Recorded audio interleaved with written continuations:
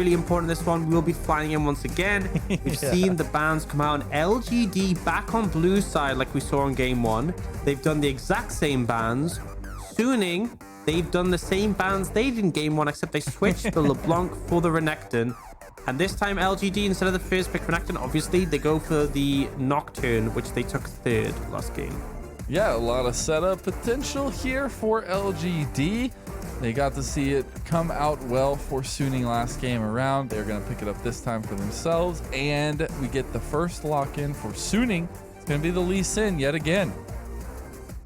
Yeah, I mean, it worked for them, so why not? And looks like they might end up bringing out the set once more. Obviously, flexibility, you can put both of those either top or mid, and also the Lee Sin can even go jungle. Although, I feel like with the clear speed importance when it comes to this matchup, I don't think we'll see a Lee Sin in the jungle. But actually, very quick response. Shadow with the volley bear, something that we have seen teams the fair bit of priority on. A lot of pressure in terms of ganking power, and scales pretty well. You can easily set up dives. And then GA on the Silas again. Now, good thing, GA is really good on the Silas. I will definitely say that. But the downside is that you're into the Lee Sin once more, and we saw that matchup not be ideal for him.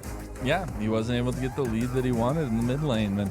I want to harken back to the volley bear pick that you were talking about. I have seen Shadow pick it up already once before in this split, as well as, you know, solo queue plays and things like that. And I felt like he had a dominating performance on the pick last time around. So very excited to see what he can do with this composition as well. I don't know if I necessarily like the synergies that are initially here. We'll see how it all ties up for LGD, as they have a lot of pieces to move on. And the Rumble coming out for Suning is going to be a very stable one for SOFM. Yeah, absolutely. And I love the Rumble set combo as something that can sort of establish so much pressure. And you're seeing, if you look at the bans, Ezreal was already gone. We're seeing the Tom, Kench, the Thresh. These are a lot of the defensive tools that a bot lane would love to use to be able to survive all this dive threat. So again, Huangfeng and Kramer potentially going to be vulnerable targets in this next game. We'll see what LGD's final ban is here. Senna been pretty high priority so far in these, but and it does look like they will end up banning that one away, and now it is over to Suning. I would prefer to see an AD carry picked up here, and then you can transition to your support pick on the next rotation.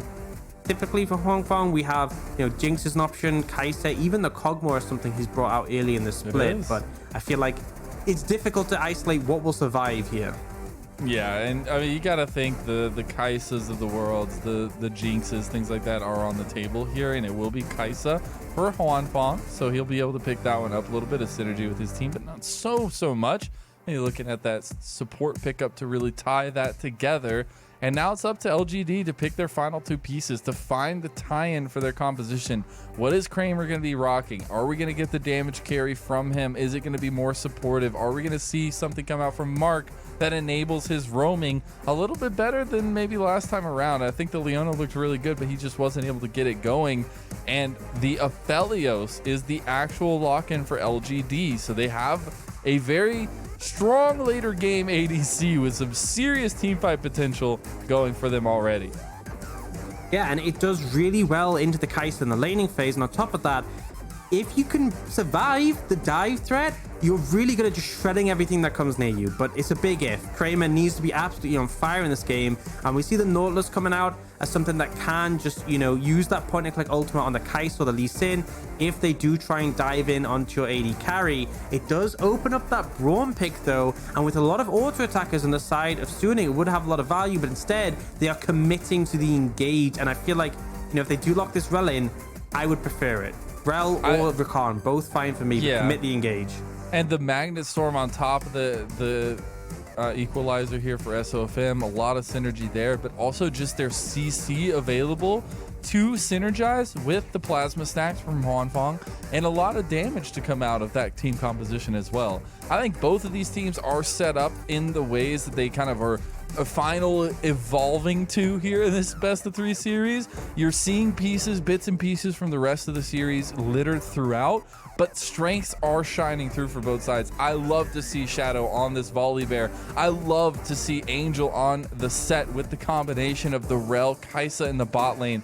It's just about the things that we set up for them beforehand in this series, how these teams like to play, where the execution comes down to, and how this mid lane works out yet again. Yeah, and I think the mid lane is going to be vital for who can apply that pressure on the map. Jungle matchup a bit different this time, so could potentially see Shadow try to find an advantage on that volley bed, but obviously Rumble, such a quick clearer, hard to keep pace with. But I think the dynamic of team fights is an interesting one because there's a lot of space building on the side of LGD. Obviously, with the Nocturne and the Silas, you can create areas that make it very difficult to push through in just terms of getting range of those champions and the paranoia. But if we see a heavy engage come out from Suning and they're able to blow Kramer up, like we saw with that Kalista game, we could just see a fight over as soon as it starts.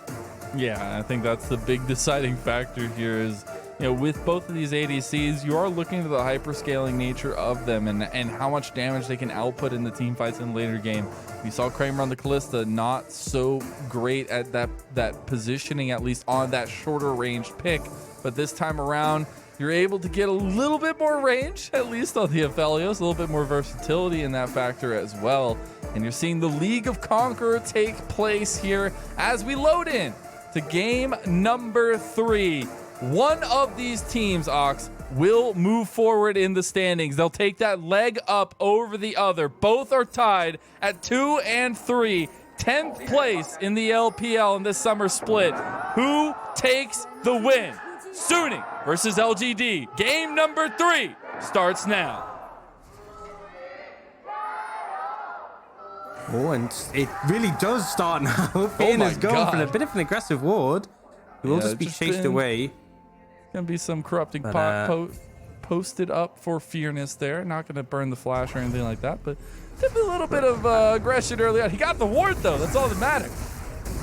Yeah, but the thing is, it does mean he's a little bit vulnerable in lane in terms of just being down that crafting pot. And I would expect Bin to find an advantage in the 1v1.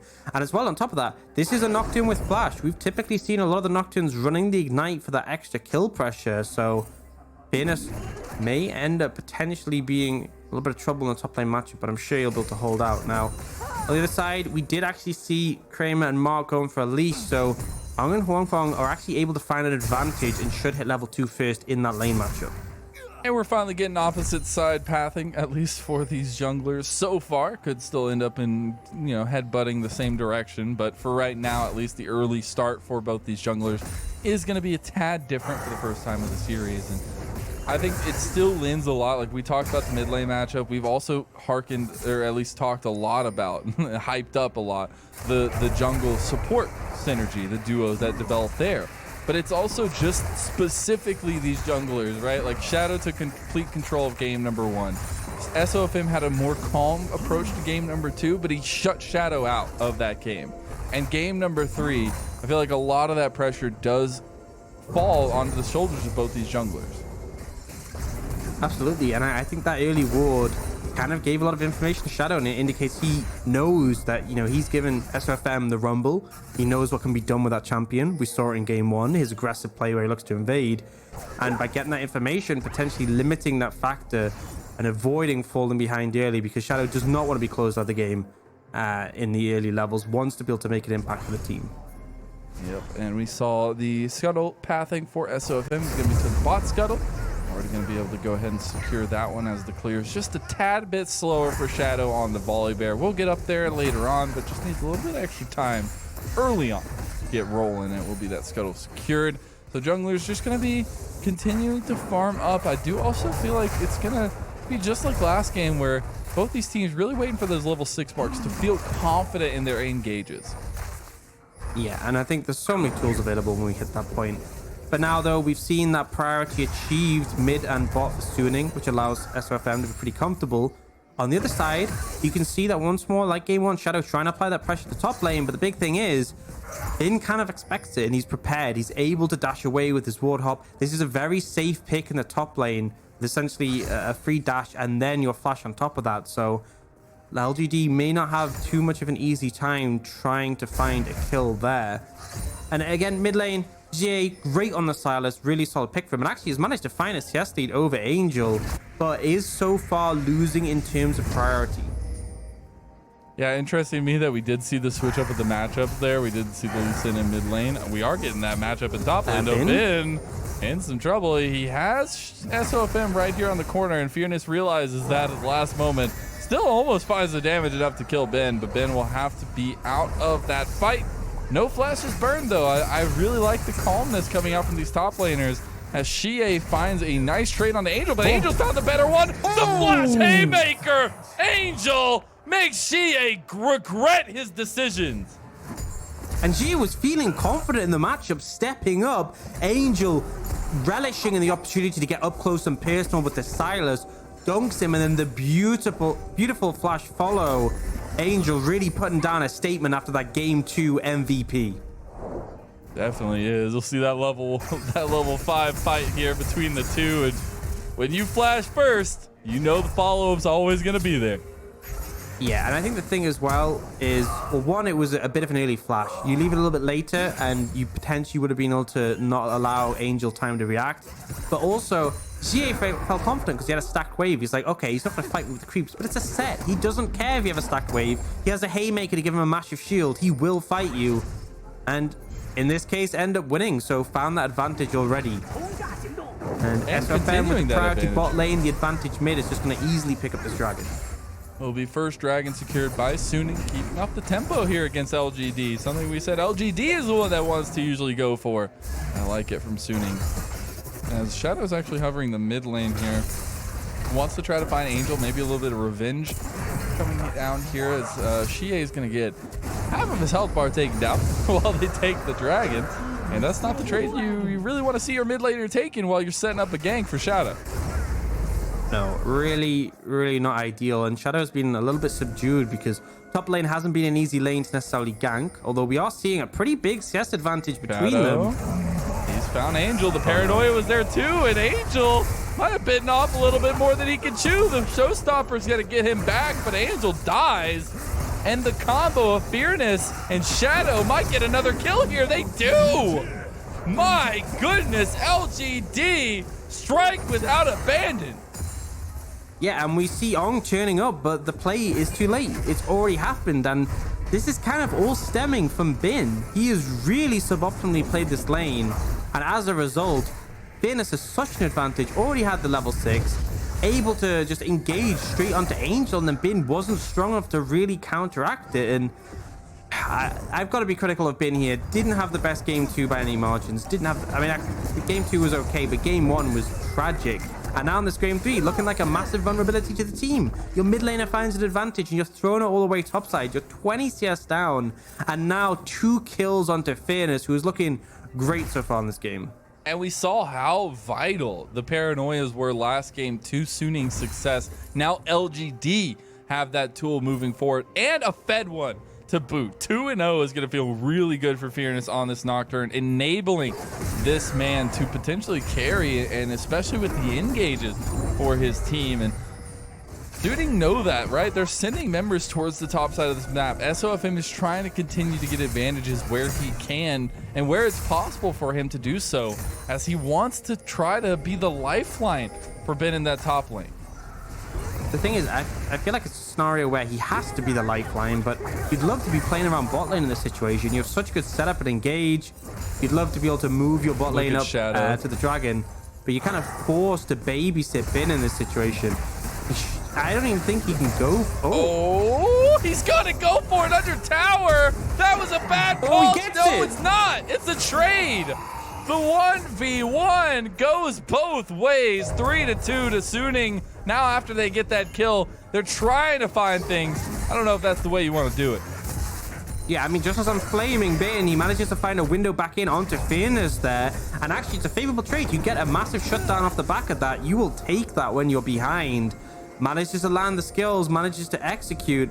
And as much as it's a 1-for-1, you're pretty happy in that situation, especially as Shadow was looking towards that Rift Herald, confident that his top laner was in a stronger position of power. But Fearness ends up dropping the ball a little bit on that one, and Herald is going to be delayed. We're going to get a chance to see that there, at least the craziness that followed. I was trying to point out Shadow in the river because he was waiting for SOFM to come down further to take the fight, because he knows if he face checks him, he'll take it. Didn't matter though, because SOFM just turns back top lane for Ben, and they just find Fearness. So very nicely done, and the heads up play from Suning. This does mean that the objective focus is now here for LGD, but they don't really have the means to do so. Mid lane was in some trouble, so Shadow came down. They find the stun onto Angel, but Angel showstoppers him right out, and Shie is already down. Yeah, really quick execution coming out. It looked like initially LGD were the ones looking for the play, but Suning able to respond, and all that control and CC, too much for the Silas. And this is the difference. Set relishes in these skirmishes. If you target him first, you'll often lose. Oh, Engage coming in though. Shadow going in for a 1v3, backed up by the paranoia, backed up by the damage that Fearness can put down, but is it enough? The Haymaker comes out. It's a lot of damage back on LGD, but there is the Moonlight Vigil to turn it around. Suning are running now, but the Blast Cone is gonna bring on right into the jaws of the trap. That will be a Rift Herald picked up by LGD. Honestly, Suning looked like they maybe could find a way back into that when Bin turned up, but critically we see Kramer turning up before Guangfang in that fight, and as a result the numbers advantage is there. Heavy skirmishing coming out in this game 3. It feels like game 1 and game 2 one side was favored pretty consistently, but in this one a lot of back and forth between the two. Now we'll get the replay. So this one opens up and it's the engage from LGD, but GA gets caught in the mix, and all this CC being thrown down on top of the damage coming out from the Rumble is just too much for the Silas to survive at this early point. So initially things are looking favored for Suning there, but obviously backfire in the later fight. I think that calls for a buff to Kingslayer, don't you think? I mean, I don't think it's broken. I think we should. Yeah, why doesn't he heal 1,000 HP at this level? Like, you know? Yeah, and a shield. I think we should give him that. Maybe even pop GA for it. No, but in all actuality, maybe just every time you Kingslayer, you get a free tail ult. Right. Yeah. I think that's the plan. I know Ryan's listening here. So we do see LGD starting up their first dragon of the game. Will be the second total dragon of this game, and then Suning aren't able to, or at least don't want to respond to this. Yeah, I think they're just happy to give this one up. Not really in a position to respond.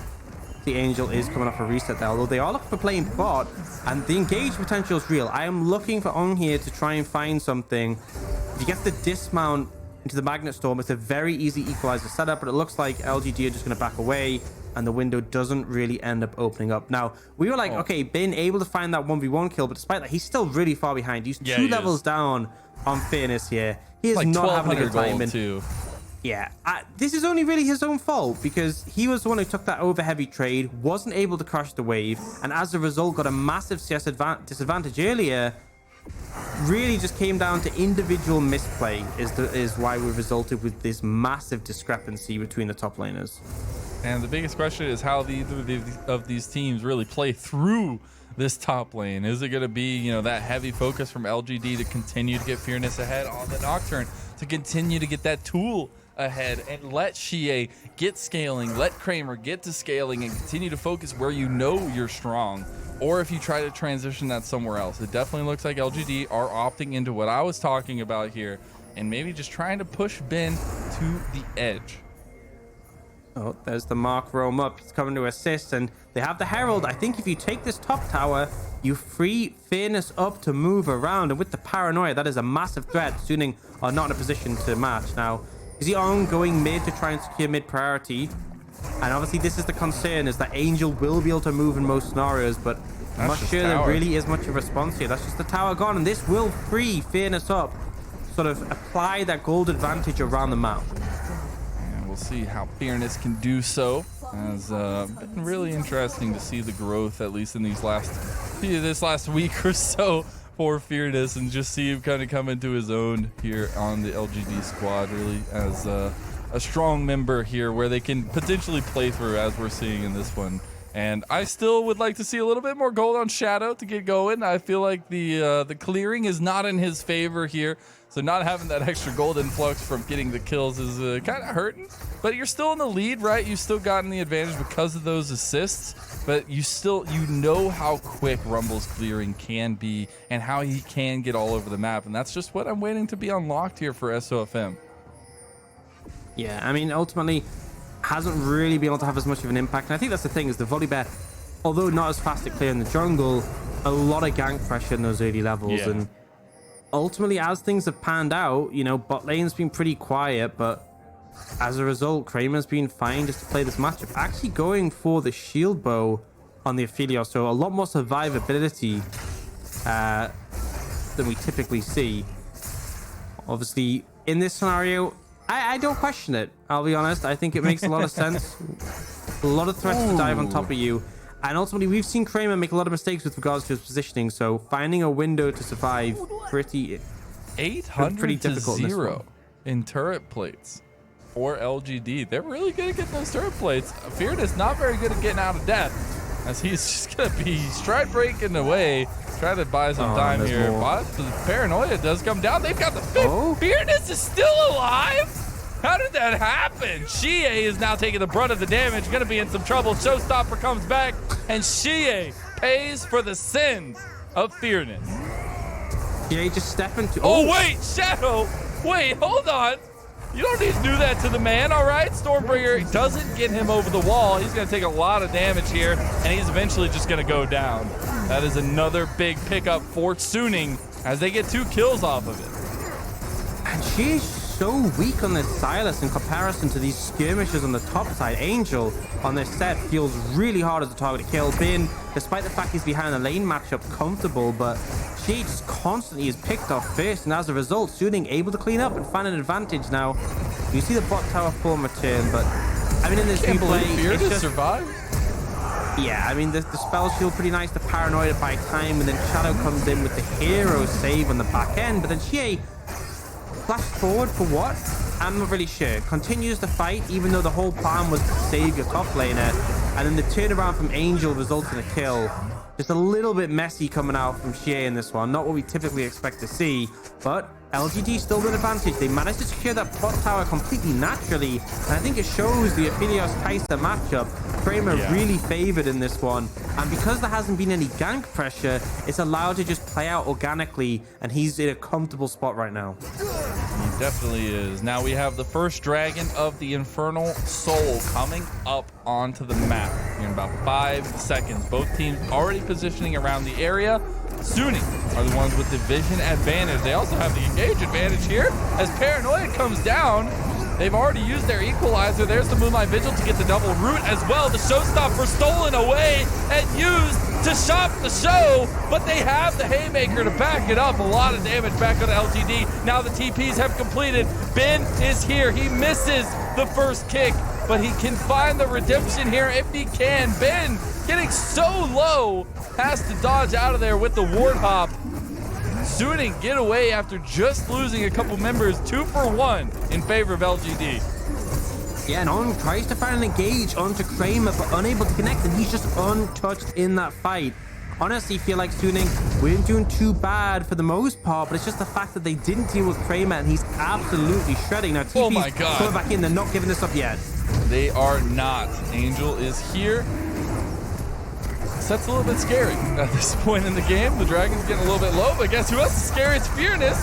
He immediately gets showstoppered and shut down here with a beautiful Prey Seeker from Huanfeng. The rest of the fight, LGD are scattered. LGD are scared. They're running, but they can't find the kills. Look at the re-engage in the pit. LGD are trying to make it the best of a bad situation, as Shie is the only one alive against the 2 members from Suning. Shie is looking for Huanfeng. Can't find him just yet. The Abscon Abduct not going to give him enough range. Angel starts back up the Dragon.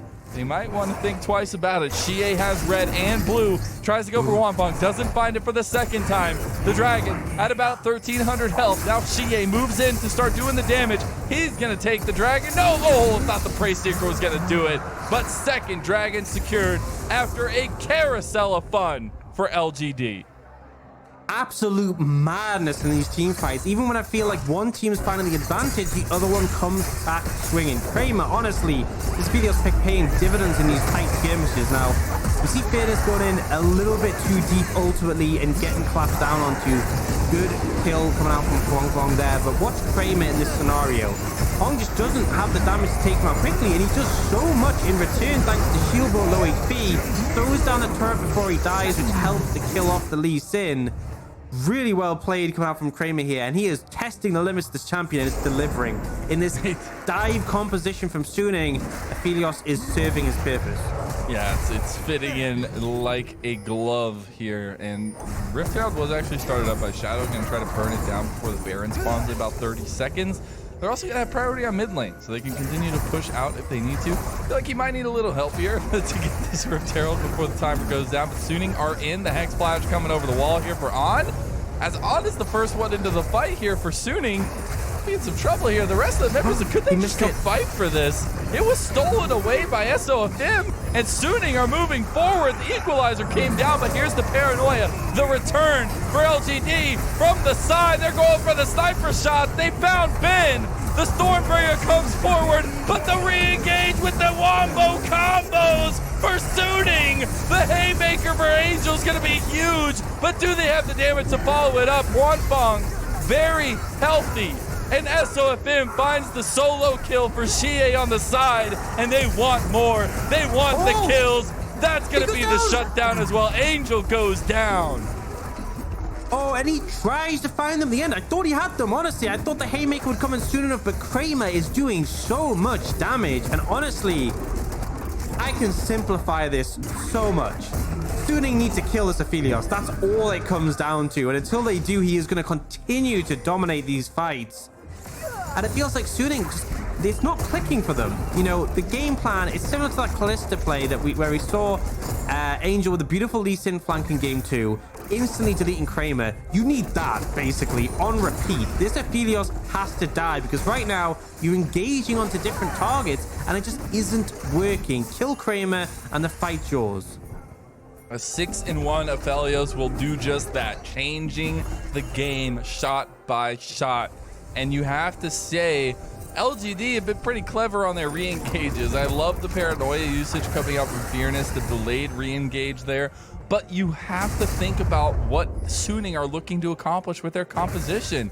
They have a wombo combo from hell, and you just got caught up in it by LGD last time around. And I want to see if they can approach the fights in a different way to not get set up like that. Not let Angel just completely smash fights with this set. Yeah, I want to see scenarios where they're finding these flank angles, where they're finding good approaches on the Kramer, because right now, Kramer on this Aphelios has a Runans, has a Shield Bow, closing on an Infinity Edge. There is 4 melee champions on Suning, and then Kai'Sa, who's extremely short range. Whenever anyone is in range of Kramer, apart from, I guess, an equalizer from SOFM, every other time he is able to hit someone. And every time he does, he's dealing a ton of damage and he's healing. And so if you just run at him, he loves that. He will shred you, especially with all the, like, Infernum, great AoE, with Extendum, where he just absolutely shreds everyone. There is no approach like that that works well unless he dies. And I think if you come at him from multiple angles, it makes it much harder for him to survive. And I need more convincing engages, because they are connecting, but not with the right people. You need Kramer locked down and destroyed. There needs to be, like, no avenue in which he even gets any damage out, because he's just massacring everyone.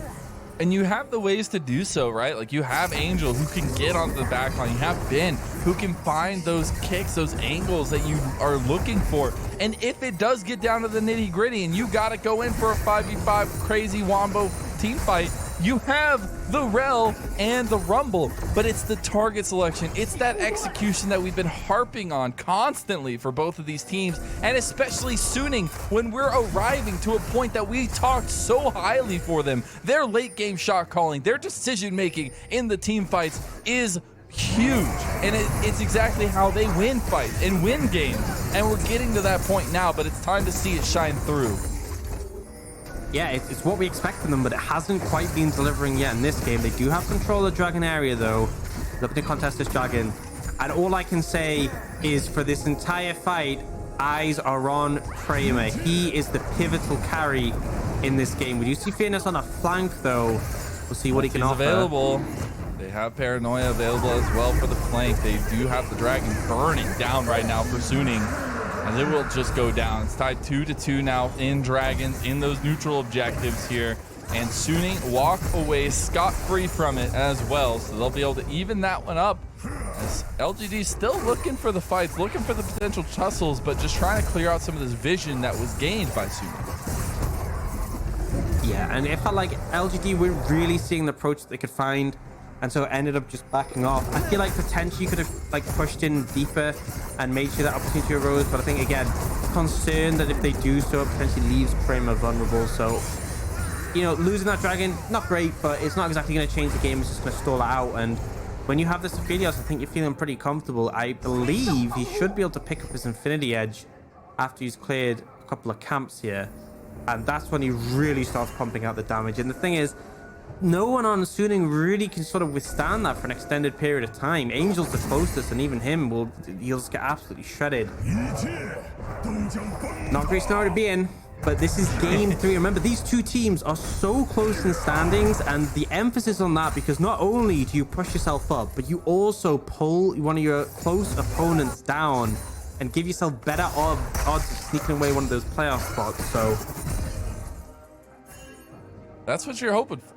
At least. And it's also how you get there, I feel like, for both of these teams. Like, you're looking for that leg up here. I talked a little bit about it when we were floating into this third game, but like, you know, we're going into week 4. We're getting further along in the season, and you definitely want to be taking up those wins when you can and taking those legs up in the standings when you can.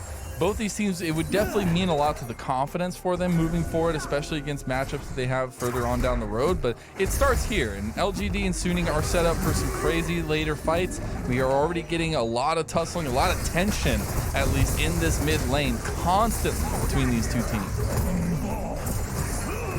At the end, LGD using the pressure to trying to play a dive here. Yeah, they have found the time. The Stormbringer came out from Shadow, does actually get the tower as well from it. Fearness wants to go in for it, has to back out away immediately using that Stride Breaker. And they get the tower, they get the kill, and LGD, you know, tie it up 13-13 right now, but they have a 3K gold lead. Yeah, and on, I just haven't been impressed with him. He's 0-5 now in this game, most deaths on his team. And like, considering how much Gia was inting, he's tied up with him, but Suning looking to find LGD in this situation, but his LGD will just be able to back up. But yeah, I mean, Gia was having a really rough early game, just dying constantly, and he's tied up with death with Ong on this route, and he's been underwhelming. I want to see him being one of those pivotal engage makers for the team and starting the fight, but instead, they kind of just sit there and wait for LGD to kick it off, and I feel like until Suning are finding the proactivity, they're gonna continue to struggle in this one. We do see the Infinity Edge picked up by Aphelios. He's also got that quick cloak as well. So at this point, you're kind of hitting critical mass for how much damage this champion's doing. Yeah, I feel like you're like an item and a half over Huanfeng on the Kai'Sa, and we know Kai'Sa can be super deadly in the later game. Just the sheer damage that can come out, but also the killer instinct to get you where you need to go. But right now is the moment to strike for LGD. They need to continue to up this pace, use this gold advantage and the item advantage that they've gotten to continue to find wins, to press Suning and make them uncomfortable. It's hard to do so when you're sparing on objectives, right? Like, we're still just waiting around for this next dragon. It'll be soul point for one of these teams. Very, very important, especially because it's an Infernal Soul. Yeah, absolutely. I feel like Infernal Soul always has value, just that extra damage, never going to be complained about, and is one of the strongest ones as well. Like, the extra Infernal Dragon stacking up is more AD for that Aphelios. I keep harping on about it because it's pretty important. Right now, we see bot lane being pushed in by Fearness, top side being pushed in, so Gia will just be able to grab that. You kind of want to get your waves in a good position before moving over that dragon. At least a bare minimum for Suning to lose gold if they're not responding to those, but at this point, it's now sort of getting control of the dragon area. Now, with it being an Infernal Soul map and the terrain being reduced a bit, it's actually quite a bit easier for Suning to move through and contest the river. Don't have to walk all the way around that wall of blue buff and can just cut through. So they very quickly sweep in and start to try and establish vision. And this is vital because, as I said many times, you need to kill Kramer. Best way to kill Kramer is to get a flank. Best way to get a flank is get vision control behind them and deny their own vision. So there's 2 steps and they are starting to hit those, but really I'm looking for that angle, that approach, because this is the only way I'm going to set this up is Kramer must die if Suning want to win. That's the goal here for Suning, as they had gotten a lot of vision, but LGD moved right in, sweep it out, take the dragon here, as well as LGD just take the onus that Suning were backing. They move towards the top side of the map, and they'll secure Soul Point. Yeah, and it feels like Suning were trying to go for a Baron rush, but they saw the control ward and opted against it. Which, I mean, I think opting against it's the right call, but feels kind of a bit poor, or like weak to just give up the dragon for nothing, essentially. They didn't gain very much of the back of that. There was no cross-map play. It was, okay, you guys take dragon, we'll stand over here while you do so. We'll clear out some vision, or like, you know, get a couple wards over here or something like that. But now, with that being the way it is, you know, we have a lot of focus for both these teams towards the Baron pit. That's where the next vision control game is going to have to be played, and Suning realized that. They're trying to move in as a 4-man stack here, with Ben joining a little bit later, but LGD found the first fight. At least they wanted it. Mark was right there for a re-engage if they wanted to, but Shadow did take a decent amount of health chunk there, so not going to feel confident in the engage. Fearness on the flank could find it, though. It's a very stacked combo when you have all 5 of them together, though. Ben does find Xie, just a little bit trading between them. He's looking for the kick. The showstopper comes out, but LGD have found the rest of the team. Now they're going to go help Xie. There's the paranoia. Can they pick apart Suning? Shadow up in front, but they can get the refight by Suning. Suning going in with the Magnet Storm, the equalizer, the combo. Suning! Can they get the damage down? They don't have it!